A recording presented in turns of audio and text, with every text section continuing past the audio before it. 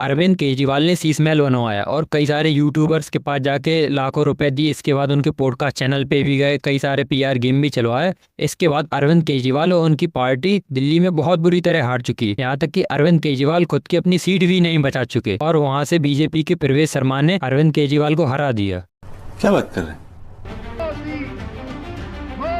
मैं भारतीय जनता पार्टी को इस जीत के लिए बहुत बहुत बधाई देता हूं। अरविंद केजरीवाल ने दिल्ली की जनता से जो भी वादे किए थे वो सारे धरे की धरे रह गए और बीजेपी 27 साल बाद दिल्ली में फिर से चुनाव जीत चुकी है। दिल्ली की 70 सीटों में से 48 बीजेपी ने जीती हैं और 22 सीटें आम आदमी पार्टी को मिली हैं। कांग्रेस का खाता भी नहीं खुला है और यहाँ पे आम आदमी पार्टी की तरफ से अरविंद केजरीवाल ने बहुत सारी स्कीमें निकाली थी। हम फ्री पानी देंगे, हम फ्री लाइट देंगे, हम मेट्रो का किराया कम कर देंगे, हम यमुना साफ कर देंगे, हम पॉल्यूशन कम कर देंगे। लेकिन जनता ने केजरीवाल की एक भी नहीं सुनी, क्योंकि पिछले 10 सालों में जो अरविंद केजरीवाल नहीं कर पाए तो दिल्ली की जनता ने सोचा अब आने वाले 5 सालों में क्या ही कर पाएंगे। इस वजह से एक बार दिल्ली में बीजेपी को मौका जरूर देना चाहिए और यही एक सबसे बड़ा कारण है कि दिल्ली की जनता ने फिर से एक बार मोदी पे भरोसा जताया और उन्होंने सोचा कि 27 साल बाद अब बीजेपी ही दिल्ली का कुछ कल्याण कर सकती है।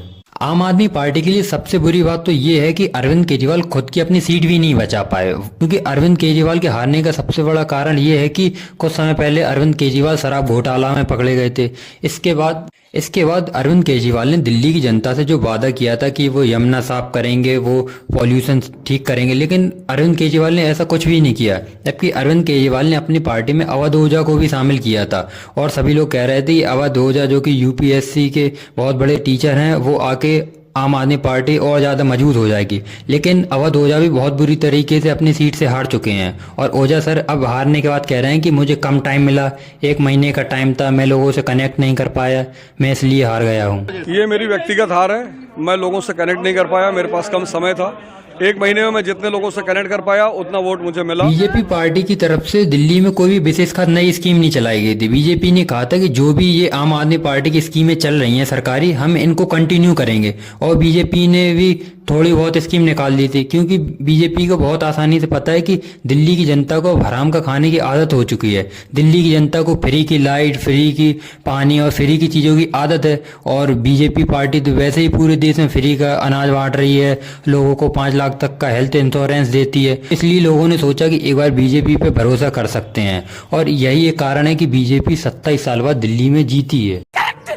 दिल्ली की जनता अरविंद केजरीवाल से पूरी तरीके से ऊब चुकी थी। उन्हें पता था कि दिल्ली की क्या हालत है। दिल्ली में एयर पॉल्यूशन इतने खराब लेवल पे है जहाँ पे लोगों को जब पॉल्यूशन का लेवल बढ़ जाता है लोगों का सांस लेना मुश्किल हो जाता है। यही बहुत सारे कारण है जिसकी वजह से अरविंद केजरीवाल और उनकी पार्टी को दिल्ली में बहुत बुरी तरीके से हार मिली। कि अरविंद केजरीवाल ने जीतने के लिए हर एक कोशिश की। अरविंद केजरीवाल कई सारे यूट्यूबर्स के पास गए, उन लोगों को 20-30 लाख रुपए दिए और आम आदमी पार्टी की तरफ से मनीष सिसोदिया हो, अवध ओझा हो, ये सारे आम आदमी पार्टी के बड़े बड़े पॉलिटिशियन सारे यूट्यूबर्स के पास गए, उनके पास जाके इंटरव्यू दिए, लेकिन इन सबका कोई फायदा नहीं निकला। क्योंकि अरविंद केजरीवाल ने पहले कहा था कि हम यमुना को साफ कर देंगे, लेकिन आज पूरी दुनिया को दिखता है कि यमुना कैसी है और दिल्ली का एयर पॉल्यूशन कैसा है।